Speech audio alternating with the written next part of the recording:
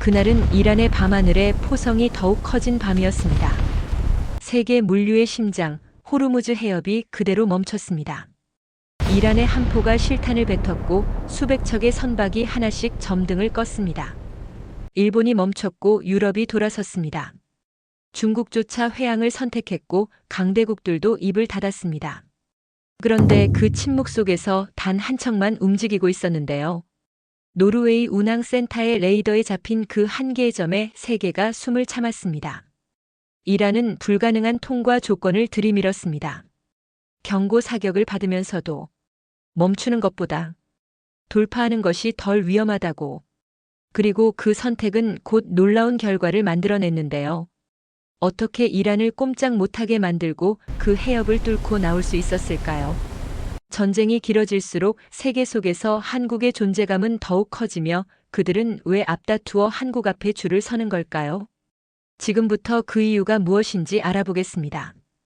잠깐 구독과 좋아요, 댓글은 영상 제작에 큰 힘이 됩니다.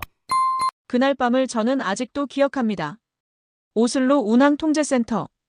자정이 넘은 시각이었어요. 저는 커피 한 잔을 들고 대형 스크린 앞에 섰습니다. 우리 센터가 관리하는 선박만 300척이 넘었죠. 세계 곳곳의 바다를 누비는 점들. 저는 그 점들을 보며 하루를 시작하고 그 점들을 보며 하루를 끝냈습니다. 10년이 넘게 그렇게 살아왔어요. 그런데 그날 밤 점들이 멈추기 시작했습니다. 처음에는 한 척이었습니다. 페르시아만 인근을 항해하던 일본 선적 유조선이었어요. AIS 신호가 느려지더니 멈췄습니다. 저는 커피잔을 내려놓았습니다. 운항 관제사 안데르스가 제 쪽을 바라봤어요. 아무 말도 하지 않았습니다. 그럴 필요가 없었어요. 저도 이미 알고 있었으니까요. 이란과 미국이 충돌했다는 소식은 이미 들어 알고 있었습니다. 호르무즈 해협. 세계 석유 물동량의 20%가 지나가는 곳이죠. 하루에만 수십 척의 선박이 그 좁은 수로를 통과합니다. 그곳이 막히면 어떻게 되는지는 굳이 설명하지 않아도 알 수 있었어요. 두 번째 선박이 멈췄습니다. 독일 선적이었어요. 세 번째, 네 번째, 다섯 번째. 멈추는 속도가 빨라지기 시작했습니다. 마치 도미노 같았어요. 한 점이 멈추면 그 옆 점이 멈추고 그 옆 점이 또 멈췄습니다. 유럽 선박들이 항로를 바꾸기 시작했고 중국 선박들은 회항을 선택했어요. 저는 스크린을 멍하니 바라봤습니다. 운항센터 내부에 긴급 지시가 내려온 건 그때였습니다. 모든 선박 즉시 대기. 저는 그 문구를 읽으면서 숨을 참았습니다. 우리 선사 소속 선박들도 마찬가지였어요. 선원들이 타고 있는 배들이었습니다. 제가 수년간 이름과 얼굴을 기억해온 사람들이죠. 선장 에릭슨, 기관장 하우겐, 가판부 실습생으로 올라온 지 석 달 된 22살짜리 토마스. 움직이는 건 자살행위였습니다. 이란 해군이 경고사격을 시작했다는 보고가 들어왔거든요. 선박 억류, 승선 검색. 이미 실제로 벌어지고 있는 일들이었어요. 저는 스크린을 다시 바라봤습니다. 수백 개의 점이 멈춰 있었습니다. 페르시아만 인근, 오만해, 호르무즈 해협 입구. 세계의 바다가 숨을 죽이고 있었어요. 저는 그 정지된 화면을 보면서 이상한 감각을 느꼈습니다. 마치 세계가 한 박자 멈춘 것 같은 느낌이었어요. 그런데 저는 눈을 가늘게 떴습니다. 한 점이 움직이고 있었습니다.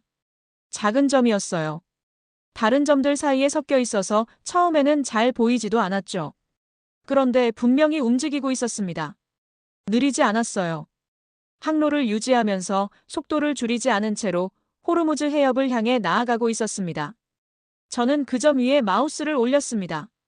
선박 정보창이 떴어요. 저는 그 순간을 잊지 못합니다. 국적 표시 옆에 작은 깃발 아이콘이 있었습니다. 태극기였어요. 저는 소리를 지르지 않았습니다. 소리를 지를 수 없었어요. 그냥 멍하니 그 화면을 바라봤습니다. 세계 수백 척의 배가 멈춰 있는 바다 위에서 단 한 척이 움직이고 있었습니다. 그리고 그 배의 국적이 대한민국이었어요. 저는 그때까지 한국에 대해 잘 몰랐습니다. 솔직히 말하면 거의 아무것도 몰랐어요. 안데르스가 제 옆으로 왔습니다. 화면을 보더니 아무 말도 하지 않았어요. 그냥 팔짱을 끼고 서 있었습니다.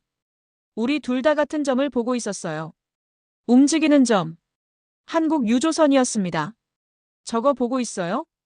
제가 먼저 물었습니다. 안데르스가 고개를 끄덕였어요. 맞습니다. 아까부터요. 센터 안이 조용해졌습니다.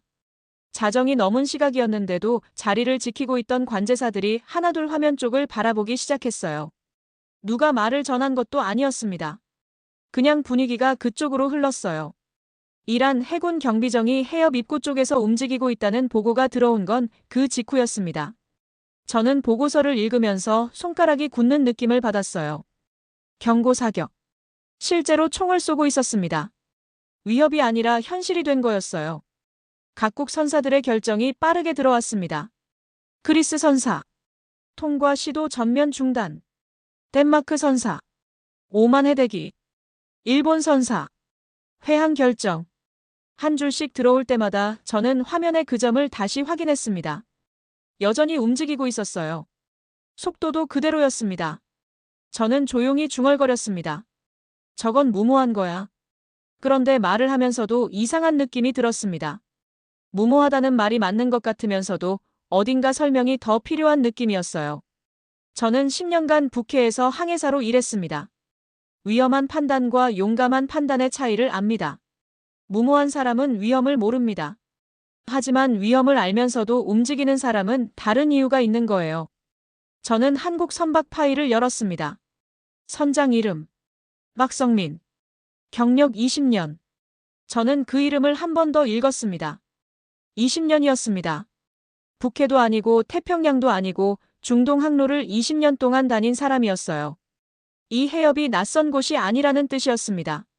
경고 사격이 무엇인지, 이란 경비정이 어떻게 움직이는지 그걸 모를 리 없는 사람이었어요. 그런데도 멈추지 않았습니다. 저는 잠깐 눈을 감았습니다. 선원들 생각이 났어요. 그 배 위에 몇 명이 타고 있는지 저는 알고 있었습니다. 23명이었어요. 이름은 몰랐지만 숫자는 알고 있었습니다. 23명이 지금 그 해협을 향해 가고 있었어요. 안데르스가 낮은 목소리로 말했습니다. 멈추는 게 더 위험하다고 판단한 걸 수도 있습니다. 저는 고개를 들었어요. 무슨 뜻이에요? 그가 화면을 가리켰습니다. 저 배가 싣고 있는 게 뭔지 확인해 보셨어요? 저는 확인하지 않았습니다. 그때까지는요. 저는 화물정보창을 열었습니다. 항목들이 쭉 내려왔어요. 저는 천천히 읽었습니다. 석유화학 원료, 정유공정 원자재, 반도체 공정 소재. 저는 잠깐 멈췄어요. 반도체라는 단어 앞에서였습니다. 유조선에 반도체 소재가 실려 있다는 게 이상하게 느껴졌어요. 그런데 생각해보면 이상한 게 아니었습니다. 반도체를 만들려면 수십 가지 화학물질이 필요해요. 그 원료 중 상당수가 중동에서 옵니다. 빼로 오는 거죠. 저는 그걸 그때 처음으로 제대로 이해했습니다. 안데르스가 옆에서 말했어요. 한국 측에서 내부 보고서가 하나 공유됐습니다. 보실래요? 짧은 문서였습니다. 그런데 읽으면서 저는 조금씩 표정이 굳었어요. 입항 지연 사흘. 정유 공정 차질 시작. 석화 생산 일부 중단. 반도체 소재 재고 임계치 도달. 사흘이었습니다. 고작 사흘이었어요. 배 한 척이 사흘 늦게 들어오면 나라 전체 공정의 경고등이 켜지는 구조였습니다. 저는 보고서를 덮고 잠시 생각했어요. 노르웨이는 다릅니다. 우리는 석유를 가진 나라예요. 북해 유전에서 직접 끌어올립니다. 다른 나라 배가 안 와도 우리는 버틸 수 있어요. 그래서 저는 한 번도 이런 구조를 진지하게 생각해 본 적이 없었습니다. 한국은 달랐습니다. 섬나라도 아니고 대륙 국가도 아닌 삼면이 바다로 막힌 반도. 자원이 없는 나라.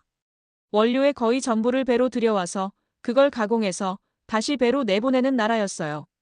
그 사슬에서 링크 하나가 끊어지면 전체가 흔들리는 구조였습니다. 저는 처음으로 그 구조의 무게를 느꼈어요. 저 배는 단순한 유조선이 아니야. 저도 모르게 중얼거렸습니다. 안데르스가 제 말을 들었는지 모르겠어요. 그는 아무 말도 하지 않았습니다. 그런데 그게 끝이 아니었어요. 저는 보고서를 다시 펼쳤습니다. 마지막 항목을 다시 읽었어요. 반도체 소재 재고 임계치 도달. 이 문장 아래에 작은 주석이 달려 있었습니다. 현 재고 기준 가동 가능 시간 52시간. 52시간이었습니다. 이틀하고 4시간이었어요. 저는 그 숫자를 보면서 배 위에 있을 23명을 다시 생각했습니다. 그들은 지금 자신들이 싣고 있는 게 무엇인지 알고 있을 겁니다. 멈추면 어떻게 되는지도 알고 있을 거예요. 그래서 움직이는 거였습니다.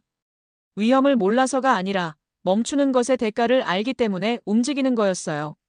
저는 그게 무모함과 다르다는 걸 그때 깨달았습니다. 무모한 사람은 결과를 모릅니다.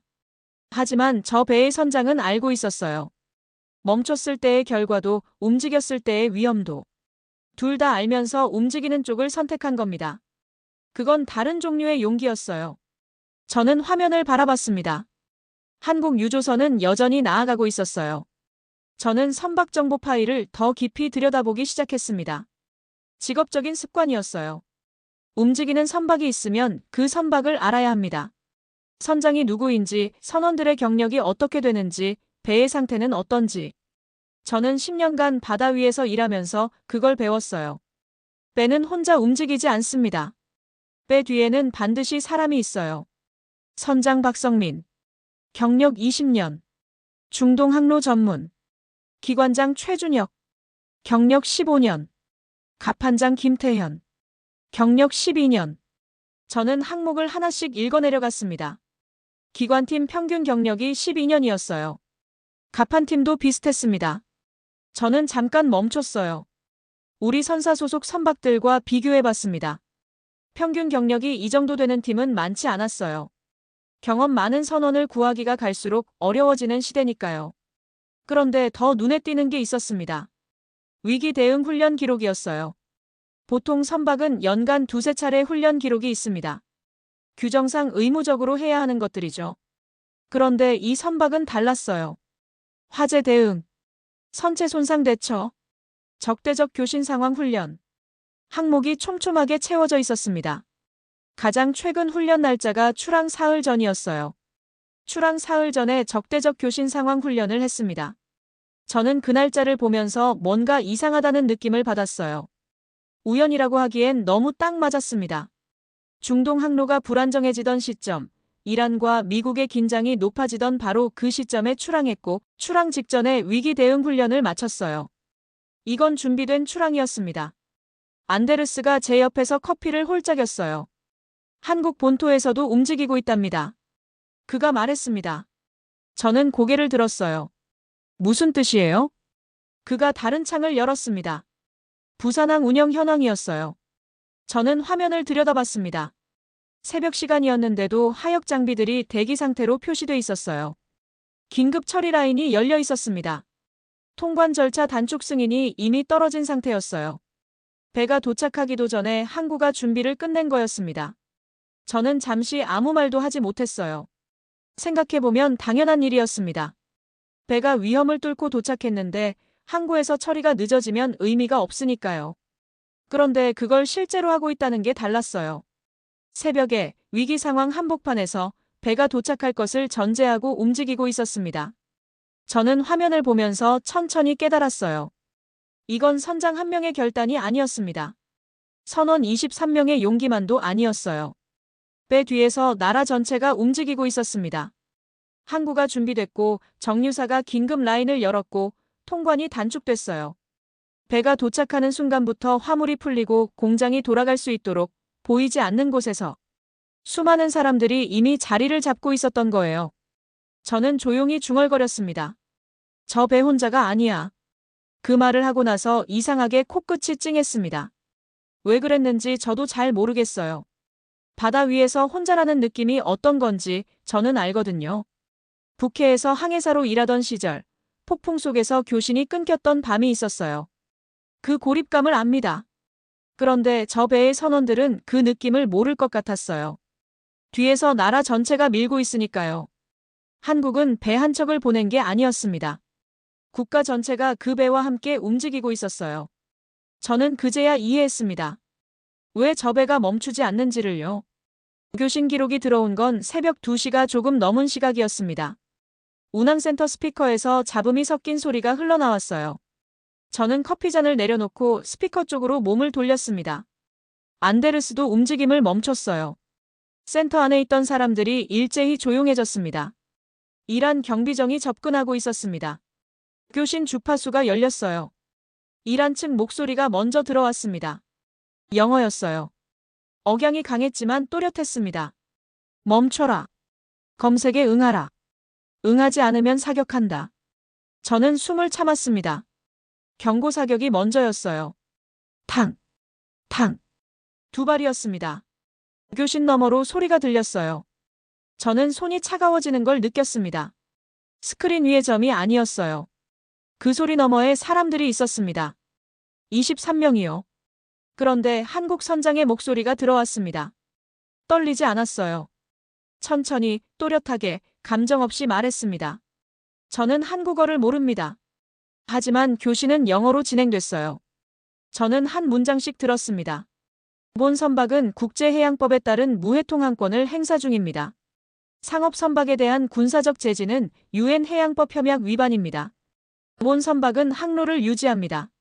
저는 그 목소리를 들으면서 이상한 감각을 느꼈습니다. 경고 사격을 막 받은 사람의 목소리가 아니었어요.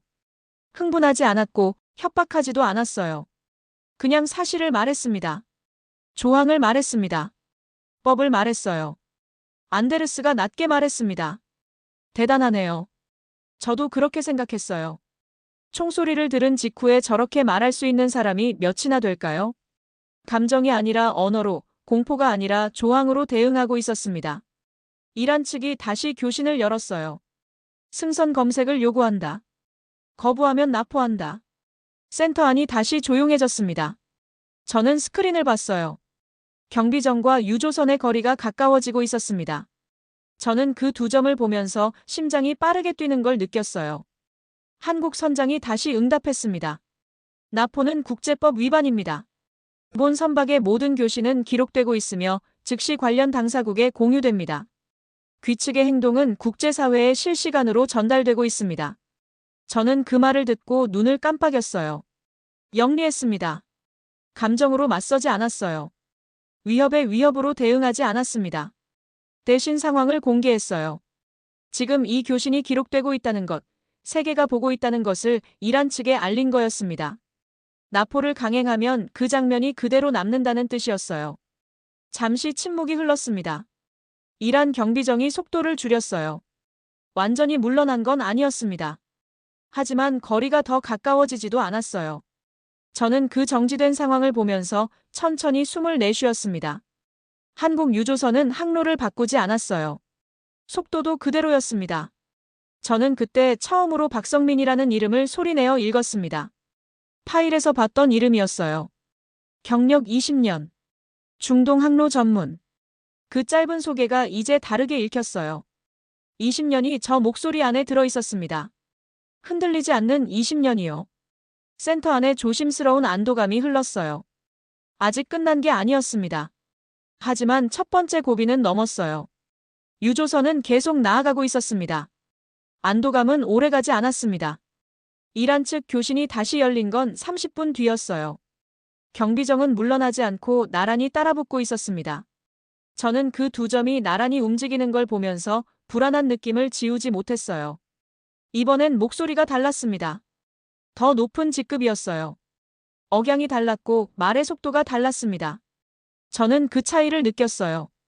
협상 담당이 바뀐 거였습니다. 조건을 제시하겠다. 저는 몸을 앞으로 당겼습니다. 제한 시간 내 통과를 허용한다.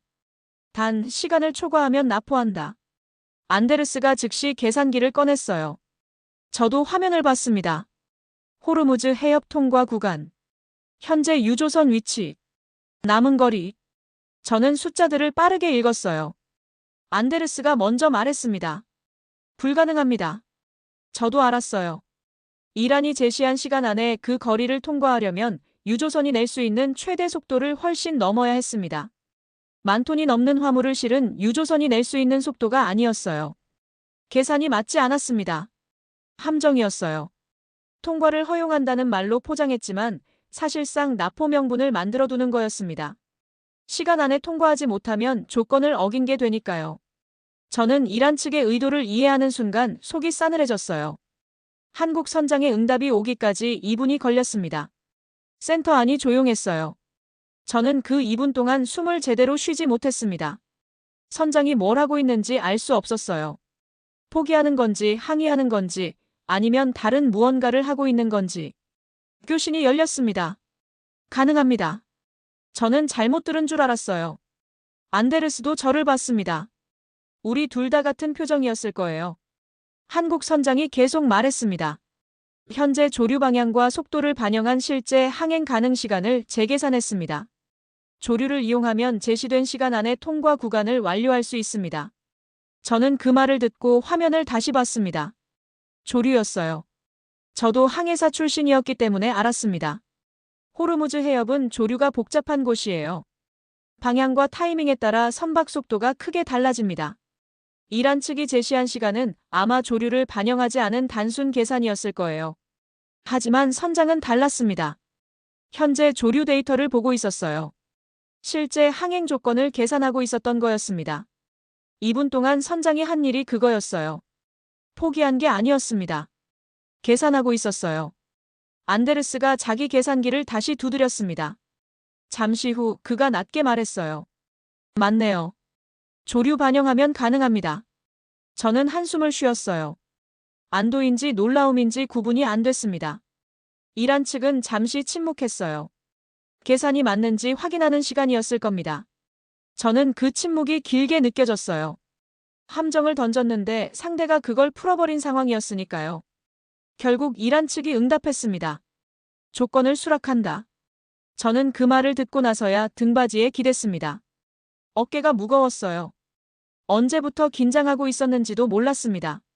한국 선장은 감정으로 대응하지 않았어요. 항의하지 않았고 불공평하다고 말하지 않았습니다. 함정 앞에서 흥분하지 않았어요. 대신 데이터를 봤습니다. 조류를 계산했어요. 숫자로 길을 찾았습니다. 저는 그게 단순한 항해 기술이 아니라는 걸 알았어요. 그건 훈련된 사람이 위기 앞에서 할 수 있는 가장 냉정한 일이었습니다. 유조선이 속도를 높이기 시작했어요. 속도가 올라가는 걸 화면으로 봤습니다. 유조선의 점이 조금 더 빠르게 움직이기 시작했어요. 미세한 차이였지만 저는 알 수 있었습니다. 10년간 이 화면을 봐온 사람이니까요. 저는 시계를 봤습니다. 이란이 제시한 시간까지 얼마 남지 않았어요. 센터 안이 완전히 조용해졌습니다. 관제사들이 자리에서 일어나 화면 쪽으로 모여들었어요. 누가 오라고 한 게 아니었습니다. 그냥 다들 그쪽으로 걸어왔어요. 저도 화면 바로 앞까지 다가갔습니다. 이란 경비정의 점과 유조선의 점. 두 점이 나란히 해협 안으로 들어가고 있었어요. 그때 교신이 들어왔습니다. 선체 화재. 저는 그 두 글자를 듣고 몸이 굳었어요. 경비정이 쏜 거였습니다. 경고가 아니었어요. 실사격이었습니다. 유조선 선미 쪽에 불이 붙었다는 보고가 들어왔어요. 저는 입술을 깨물었습니다. 화물이 석유화학 원료였어요. 불이 번지면 안 됐습니다. 그런데 선장의 교신이 끊기지 않았어요. 화재 진압 시작. 기관실 정상. 항로 유지. 세 문장이었습니다. 짧았어요. 그런데 그 세 문장 안에 배 전체가 동시에 움직이고 있다는 게 담겨 있었어요. 화재를 잡으면서 엔진을 돌리면서 항로를 계산하면서 한꺼번에였습니다. 저는 손을 꽉 쥐었어요. 안데르스가 시간을 확인했습니다. 7분 남았습니다. 저는 화면을 봤어요. 유조선이 임계 구간까지 남은 거리를 머릿속으로 계산했습니다. 빠듯했어요. 화재까지 발생한 상황에서 속도를 유지할 수 있을지 알 수 없었습니다. 교신이 다시 열렸어요. 갑판 화재 진압 완료. 선체 손상 경미. 기관 출력 유지 중. 저는 숨을 내쉬었습니다. 진압했어요. 불을 잡았습니다. 그것도 항로를 유지하면서요. 저는 그게 어떤 일인지 알았어요.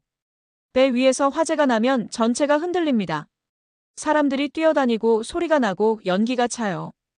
그 상황에서 엔진 출력을 유지하고 항로를 계산하는 건 훈련 없이는 불가능한 일이었습니다.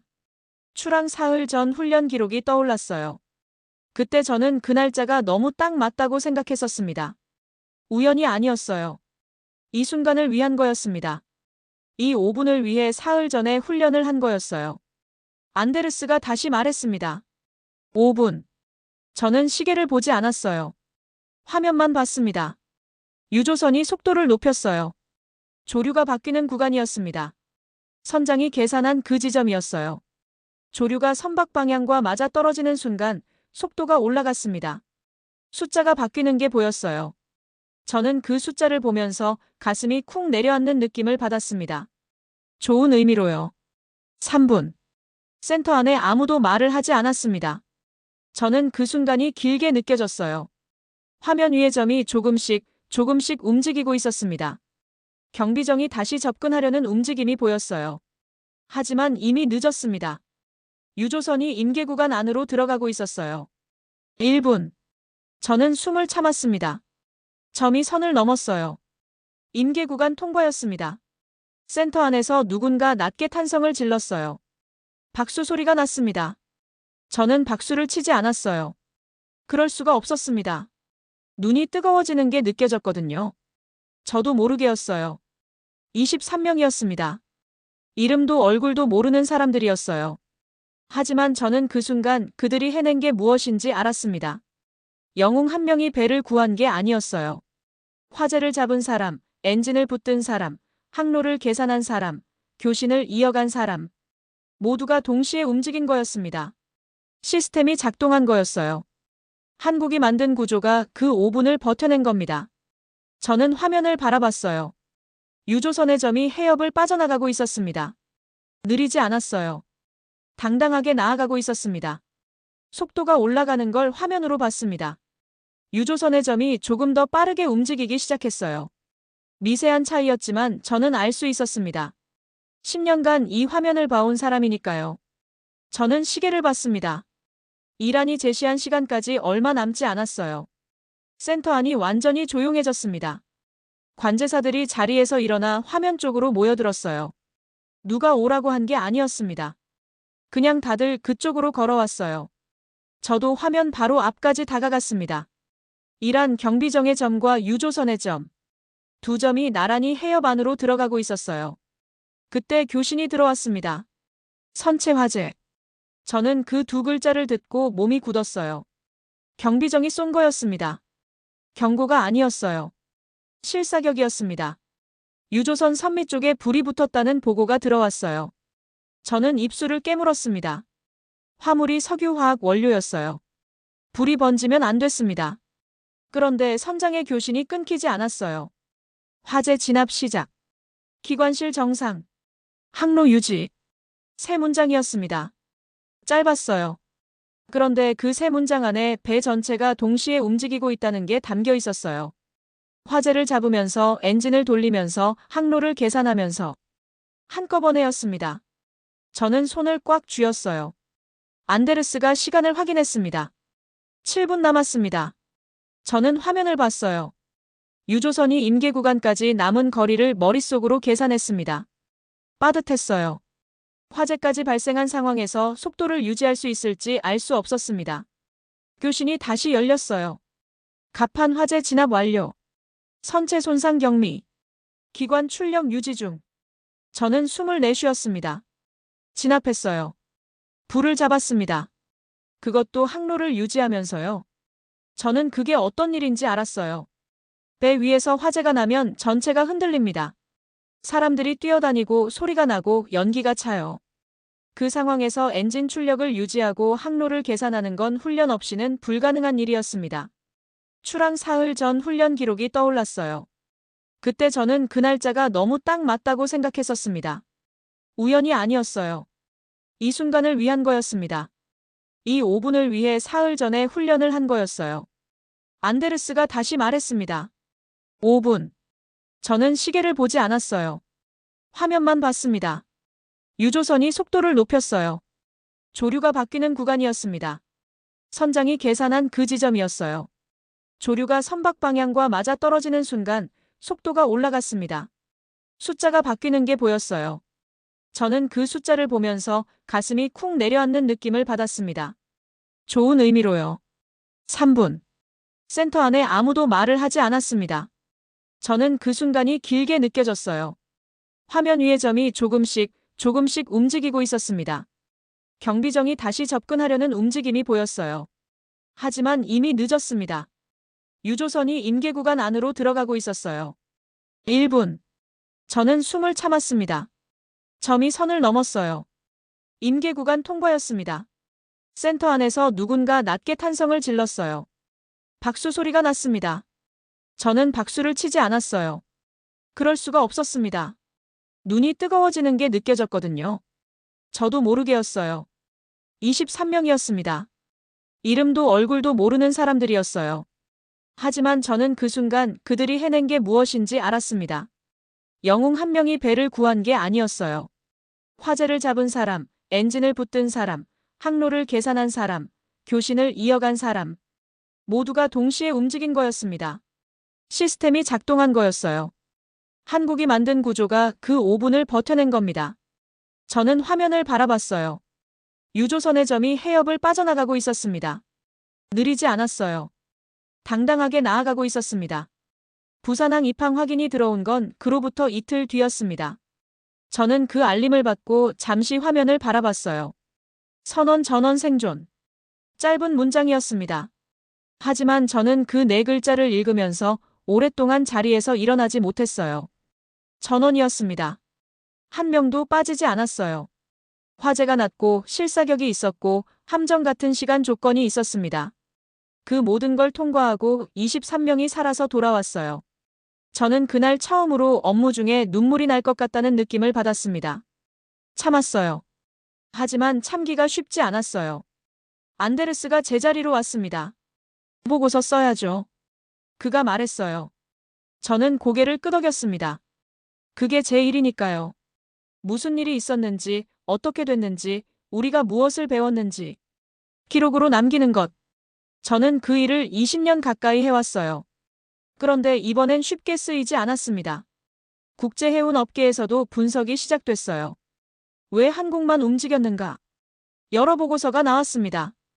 경제적 의존도 분석, 공급망 구조 분석, 선원훈련 체계 비교. 저는 그 보고서들을 하나씩 읽었어요. 틀린 말이 없었습니다. 수치도 맞았고 논리도 맞았어요. 그런데 뭔가 빠진 느낌이었습니다. 저는 그게 뭔지 한동안 몰랐어요. 보고서를 읽고 또 읽으면서 생각했습니다. 그러다가 어느 순간 깨달았어요. 보고서들은 한국이 왜 움직일 수밖에 없었는지를 설명하고 있었습니다. 하지만 한국이 어떻게 움직일 수 있었는지는 설명하지 못하고 있었어요. 둘은 달랐습니다. 움직일 수밖에 없는 이유는 경제 구조가 설명해 줍니다. 자원이 없고 수출로 먹고 살고 배가 멈추면 공장이 멈추는 나라. 그건 데이터로 보여줄 수 있어요. 하지만 화재가 난 배 위에서 엔진을 붙들고 항로를 계산하고 떨리지 않는 목소리로 국제법을 말하는 것. 항구에서는 배가 도착하기도 전에 하역 준비를 끝내두는 것. 나라 전체가 배 한 척을 밀고 있는 것. 그건 데이터로 설명되지 않았어요. 저는 보고서 마지막 장을 오래 비워뒀습니다. 무슨 말을 써야 할지 몰랐어요. 정확한 문장을 찾는데 며칠이 걸렸습니다. 그러다가 어느 새벽 커피를 마시면서 창밖을 보다가 문장이 떠올랐어요. 저는 천천히 타이핑했습니다. 한국은 위험을 피하는 나라가 아니다. 위험 속에서도 사람을 끝내 살아 돌아오게 만드는 구조를 가진 나라다. 저는 그 두 문장을 쓰고 나서 한참 화면을 바라봤어요. 맞는 말이었습니다. 제가 그 며칠 동안 이해하려고 했던 것이 그 두 문장 안에 있었어요. 한국의 강점은 무기가 아니었습니다. 군사력도 아니었어요. 사람이었고 시스템이었고 그 시스템을 작동시키는 신뢰였습니다. 선장이 선원을 믿고 선원이 항구를 믿고 항구가 나라를 믿는 구조였어요. 그 신뢰가 5분을 버텨낸 거였습니다. 저는 이 일이 있고 나서 한국에 대해 공부하기 시작했어요. 놀라운 나라였습니다. 70년 전 전쟁의 잿더미에서 시작해서 지금은 세계 반도체의 상당 부분을 만들고 세계에서 가장 큰 선박을 짓고 세계가 즐기는 문화를 만드는 나라였어요. 자원 하나 없이 땅도 좁고 인구도 많지 않은 나라가 그걸 해냈습니다. 어떻게 가능했을까요? 저는 그 답을 호르무즈 해협에서 봤다고 생각합니다. 위험 앞에서 멈추지 않는 것. 함정 앞에서 계산하는 것.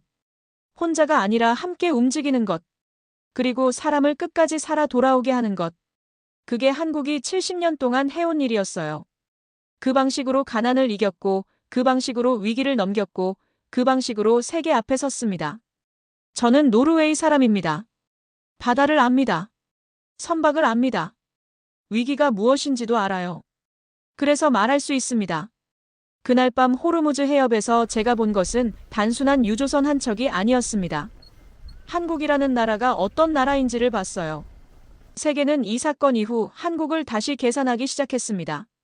저도 그중 한 명이에요. 여러분은 어떠셨나요? 한국이 자랑스러우셨던 순간 댓글로 나눠주세요. 이 이야기가 마음에 닿으셨다면 좋아요와 구독 부탁드립니다. 다음 이야기도